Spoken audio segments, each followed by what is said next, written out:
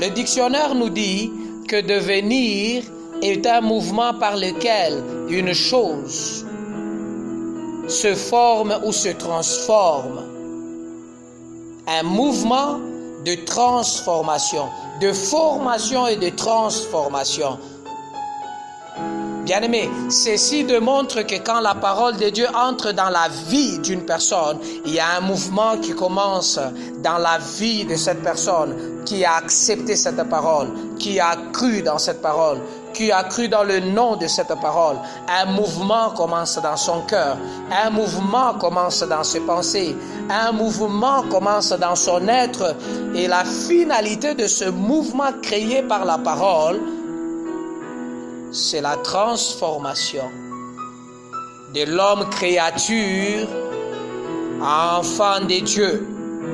Il n'y a que la parole qui a la capacité de transformer l'homme créature en enfant de Dieu.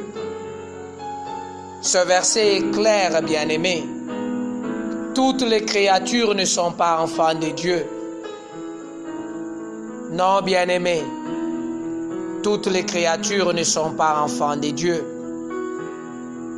Même s'ils chantent dans l'église, même s'ils prêchent, même s'il est riche, parce qu'il y a des gens qui pensent que le fait d'être riche, Dieu m'est béni. Écoutez, ce n'est pas les richesses qui démontrent que vous êtes enfant de Dieu. Ce n'est pas le fait que vous étiez pauvre et que vous êtes devenu riche qui démontre que vous êtes enfant de Dieu. Ce n'est pas le fait que vous étiez chômeur et que vous avez trouvé du travail qui prouve que vous êtes un enfant de Dieu. Ce n'est pas le fait que vous étiez célibataire et que vous êtes marié qui démontre que vous êtes enfant de Dieu. Je dirais même ce n'est pas le fait que vous étiez stérile et que vous êtes devenu père ou mère que vous êtes enfant de Dieu. Et laissez-moi aller plus loin. Ce n'est pas le fait que vous êtes devenu pasteur, vous êtes devenu prophète. Ce n'est pas le fait que vous avez commencé un groupe de prière qui est devenu une grande église que vous êtes enfant de Dieu. Non, la Bible est claire. C'est seulement ceux qui ont accepté sa parole, ceux qui ont cru dans cette parole, ceux qui ont cru dans le nom de cette parole, à qui le droit de devenir enfant de Dieu a été donné. Et cette parole, bien-aimée, que Jean nous présente comme ayant le pouvoir de faire devenir enfant de Dieu, Jean nous dit que cette parole a un nom. Lisez bien dans Jean 1, verset 12, il est écrit « Ceux qui ont cru dans le nom de cette parole ». Et Jean 3, 16 vient compléter. Il dit que cette parole est appelée « Fils unique de Dieu ». Et Jean 3, 16 dit que tout celui qui a reçu ce nom, il aura la vie éternelle. Bien-aimé, tout celui qui n'a pas accepté ni reçu Christ, parce que c'est de lui qu'il s'agit, ne peut pas être enfant de Dieu.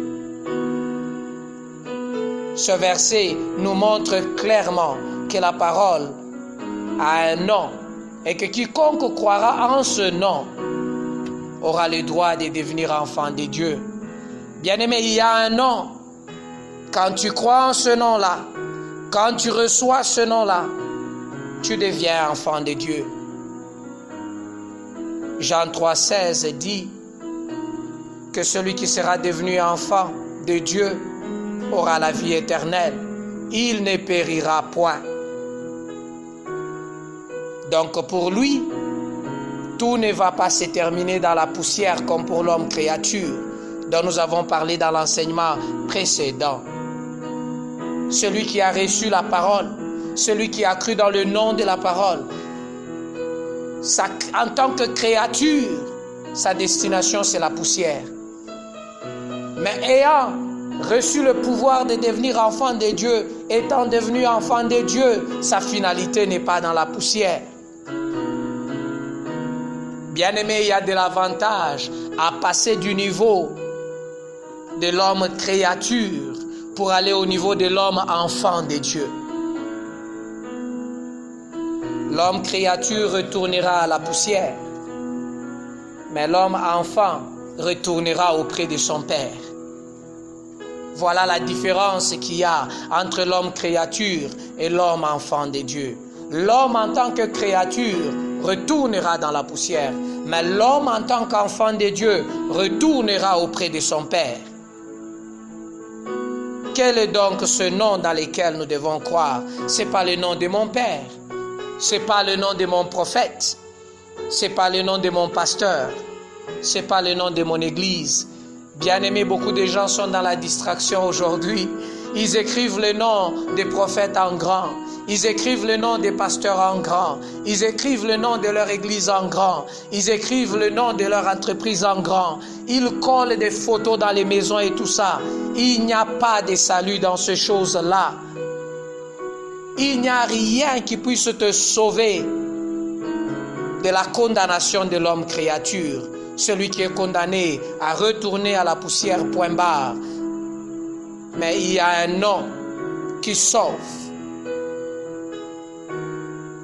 Il est même dit dans Actes chapitre 4 verset 12 qu'il n'y a point d'autre nom qui a été donné à l'humanité pour que l'humanité soit sauvée de la condamnation de la nature poussière qui retourne dans la poussière pour finir dans la poussière.